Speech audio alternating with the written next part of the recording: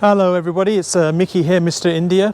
I am doing an update today on my Porsche 944, and I think what's been interesting is my last video was about me going and collecting it, and actually was I actually going to do the work myself or not. I did buy it as a non-runner, as you all know, with the cam belt purportedly snapped.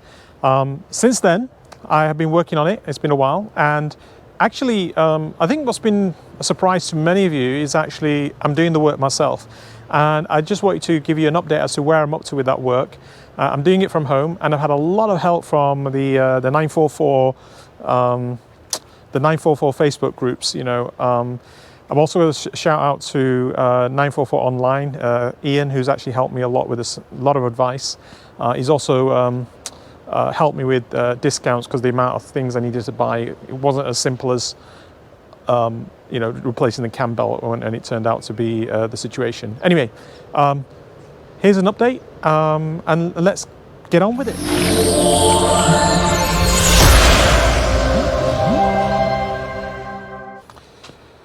So there she is. I've got the hood open, or bonnet open, depending on where you're viewing from. I've got the doors open and got a little bit of condensation. It's been probably a month or so since I've bought the car now, and there's been a lot of work gone on in between there and now in terms of getting it to where it is. And I wanted to do this particular update to show you, you know, what's actually going on in terms of getting the car repaired. Like I said, I had a lot of good information from the Facebook groups, and I subscribed to all of them, and they've been sterling. Every time I had a problem, they're like, you know, I post a question up and at least 10 people came back with not only the answer but advice on things I should be thinking and doing. I'm not a Porsche expert. It's the first time I've ever pulled a Porsche apart in my life.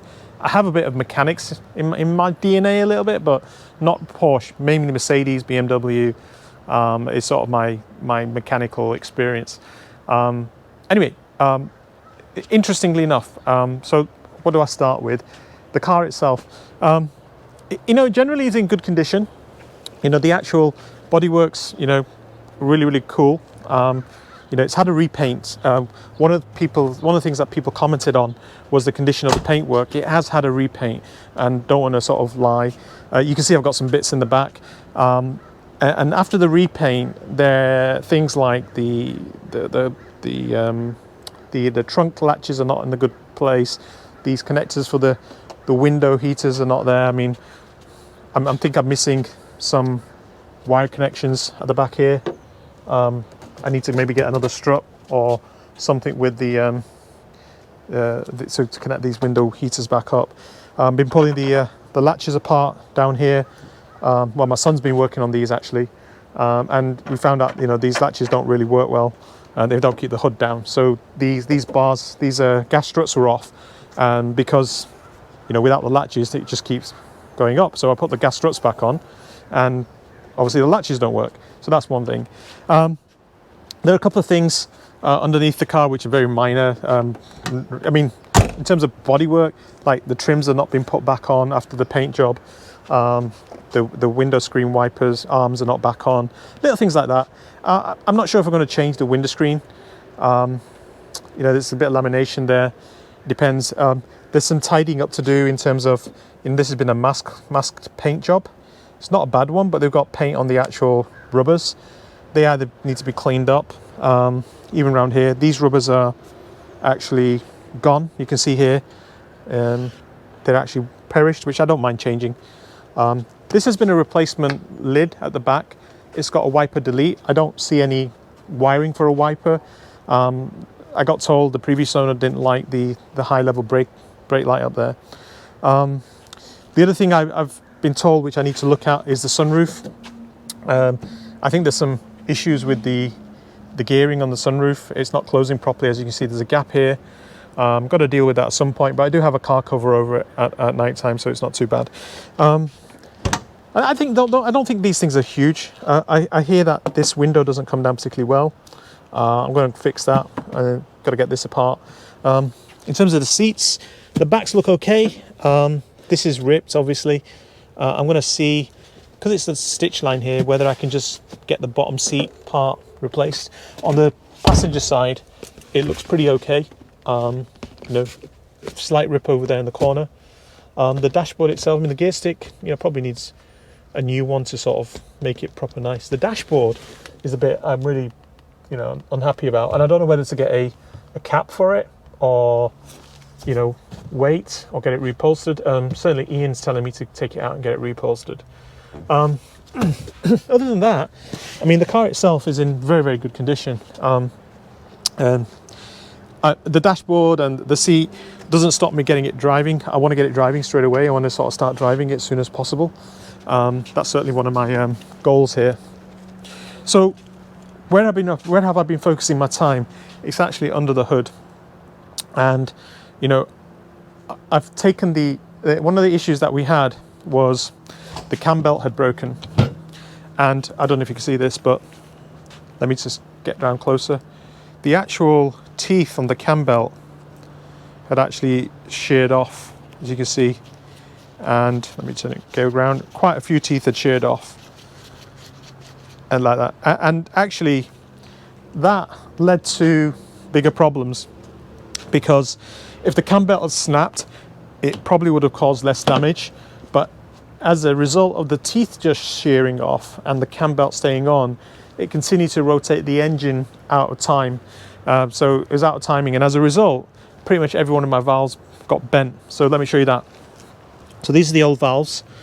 You can see how bent they are. Pretty much every one hit the pistons at the top. These are the old valve seals. I thought I'd show you that.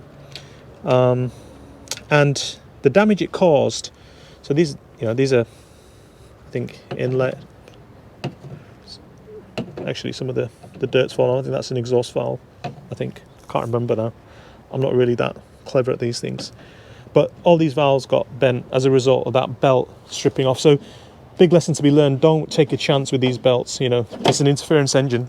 Now, if you come up to the engine, the tops of these pistons, you can see I've already cleaned it up and I've got it quite cleaned up. But you'll see the pictures, which I've just, obviously up here, of what state this was like when I pulled it apart. And these pistons were all carbonized. It was pretty difficult getting this out, actually. There's a turbo over there, but getting the inlet manifold out. But it's taken me a long time to get these piston tops cleaned up. Now, you can barely see, that's where the valves hit, the exhaust and inlet, on each piston. I've now, with a nylon wire brush, mildly knocked that back so there's no edge on that, there's no burr. And everybody in the forum is telling me, as long as I do that, I should be okay. The pistons themselves are not broken. Little bit of, there's no scoring. I don't know if there's scoring, but it looks okay to me. So the other thing I had to do was actually take off the oil cooler housing.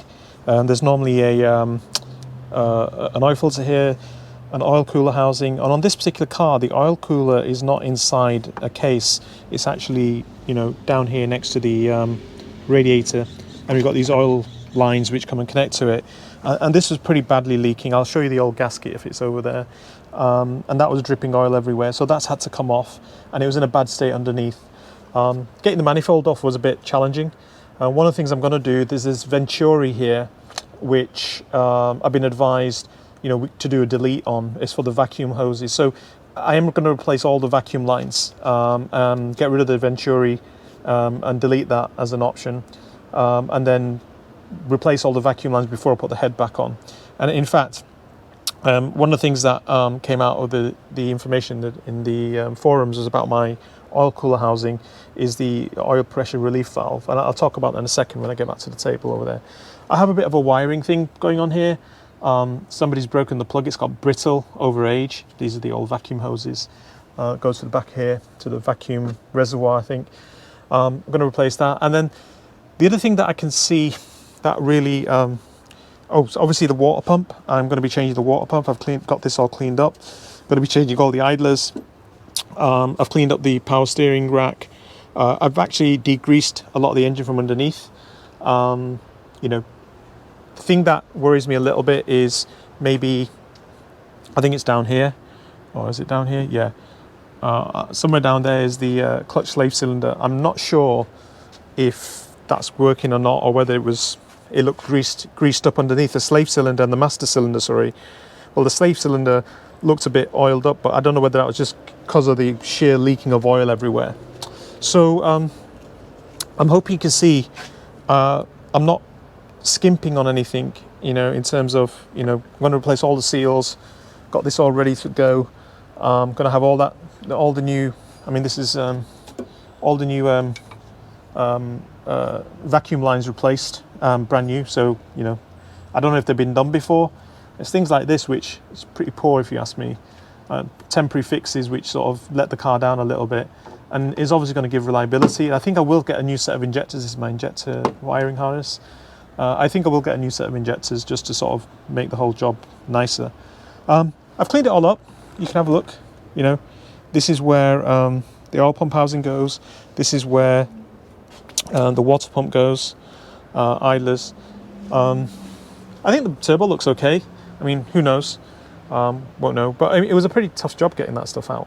But generally, I'm happy the way it's cleaned up. And I really do like how we're actually progressing with this, to be quite honest, right now. So that's really, really cool. So let's look at the water pump. So this is the old water pump. And as you can see, it's pretty gunky. I don't know what brand it is. I think it's the original one. It's been around for a while. Here's the back end. But I am replacing it with a Geber water pump.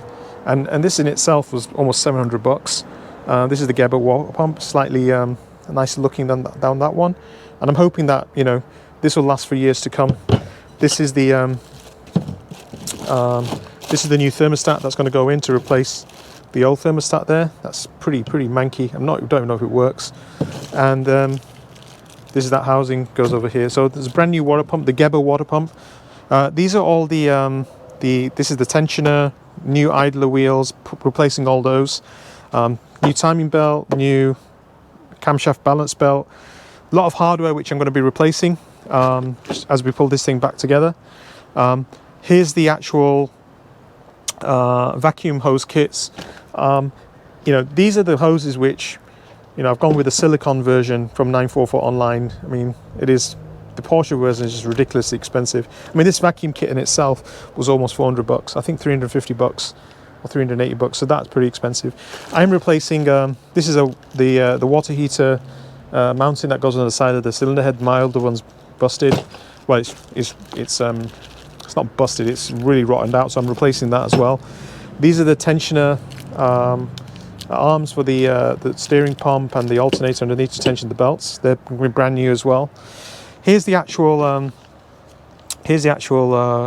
the gasket kit for the oil cooler housing. This is the gasket for the water pump. And here's the oil cooler housing. I'm waiting for this part right now. This is the oil pressure relief valve.